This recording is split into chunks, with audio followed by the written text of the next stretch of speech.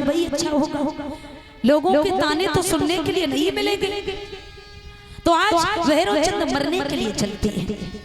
और जैसे ही धीरे धीरे आगे बढ़े, एक घने जंगल में पहुंचे तो देव ऋषि नारद ने आवाज लगा दी, अरे भैरव चंद कहाँ जा रहे हो? वापस लौट के चले जाओ, आगे घना जंगल है, क्या मरने के लिए जा रहे हो? भैरव चंद ने पीछे मुड़ के देखा, बाबा जी बोले हमको बुला रही हो? बोले हाँ आपको ही बुला रही है, वापस लौटो। मरने के लिए जा रहे हो क्या? आगे घना जंगल है। बोले हाँ ये बात सच है, हम अपनी आत्महत्या करने के लिए जा रही हैं। बोले क्यों, क्या हुआ? मरना क्यों चाहते हो? बड़ी मुश्किल से तो मनुष्य की जिंदगी मिलती है और आप कहते हो कि इसे हम मिटाने के लिए जा रहे हैं, हम आत्महत्या करने के लिए जा रहे हैं, मरने के लिए जा रहे हैं, तो क्यों मरना चाहते हो? भैरव चंद हाथ जोड़ करके खड़े हो गए, बाबा जी मेरे घर में कोई भी संतान नहीं है, लोग मुझसे भला बुरा कहते हैं, निर्वंशी कह करके बुलाते हैं, मेरी पत्नी को बांझ कहते हैं, इसलिए अपनी आत्महत्या कर लेंगे तो लोगों के ताने तो सुनने के लिए नहीं मिलेंगे। बोले पागल हो गए, अगर मर जाओगे तो क्या पुत्र की प्राप्ति हो जाएगी?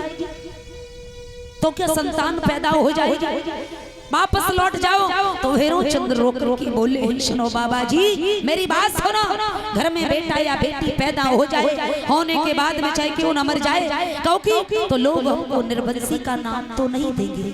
और रोक के बोले, और क्या बोले, सुनो बाबा जी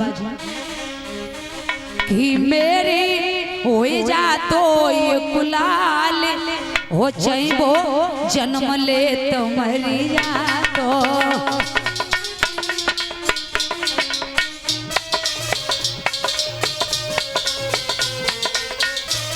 बोले सुनो बाबा जी मेरी हो जा तो ये गुलाल, चाहे वो जन्म ले तो मरिया तो।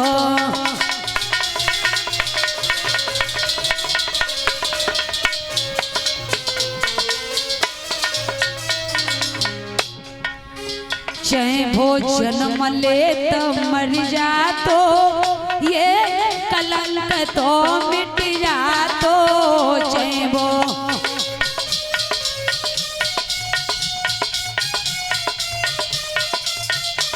सुनो बाबा जी चाहे वो जन्म ले तो मर जा तो, ये कलंक तो मिट जा तो, चाहे वो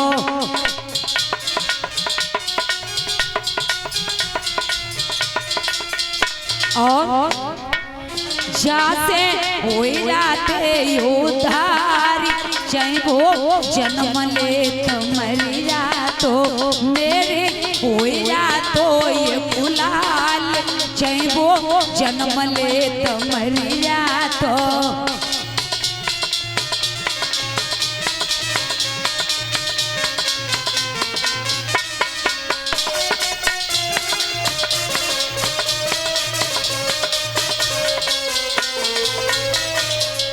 बोले बाबा जी घर में बेटा या बेटी पैदा हो जाता, होने के बाद में चाहे क्यों ना मर जाता, तो लोग हमें निर्वंशी कह करके तो नहीं बुलाते, लोग हमें ताने तो नहीं मारते।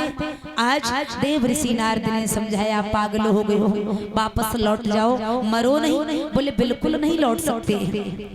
आज देव ऋषि नारद समझ गए ये लौट करके नहीं जाएगा, तो आज अपनी झोली से फल निकालो है, और झोली से जब फल निकालो है तो कहा जाओ ये फल ले जाओ, अपनी पत्नी को जाकर के खिला देना। जब ये फल तुम्हारी पत्नी खाएगी तो गर्भ धारण कर जाएगी, बहुत सुंदर पुत्र पैदा होगा। आज भैरव चंद वो फल लेकर के चले, और जब फल लेकर के चले तो देव ऋषि नारद ने आवाज लगाई, कहा फल लेकर के तो जा रहे हो, लेकिन एक बात और सुनते जाओ। बोले क्या? बोले इस फल में हवा ना लग पाए, अगर हवा लग गई तो उसकी तासीर खत्म हो जाएगी, तासीर चली जाएगी। बोले अच्छा? बोले आज भैरव चंद वो फल लेकर के धीरे धीरे आगे बढ़े, और जब धीरे धीरे आगे बढ़े तो उसी वक्त परीक्षित महाराज क्या हुआ है बताया है। अरे भाई समय के भी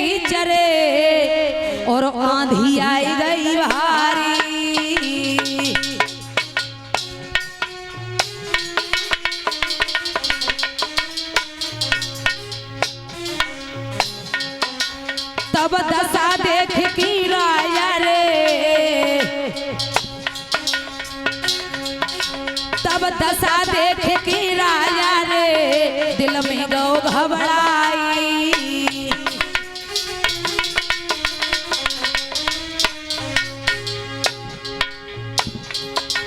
महाराज भूप युद्ध कर रहो सोच विचारी, और फल में लगी हवा तो है जू हुई है बेकार। सोई सोच समझ के राजा ने फल खुदाई खाई लो, सोई सोच समझ के राजा ने फल खुदाई खाई लो।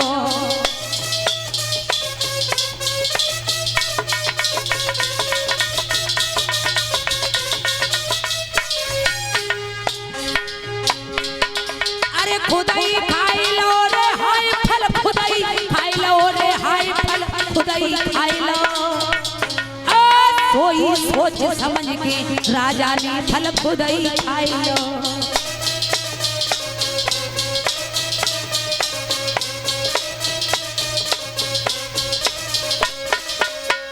आज जैसे ही आगे बढ़े हैं तो उसी वक्त आंधी आ गई, और जब आंधी आई तो विचार आया कि महात्मा जी ने हमसे कहा था कि इस फल में हवा ना लग जाए, अगर हवा लग गई तो उसकी तासीर चली जाएगी।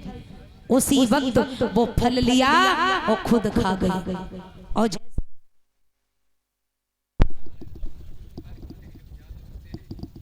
हेलो हेलो महाराज जैसे ही फल खाया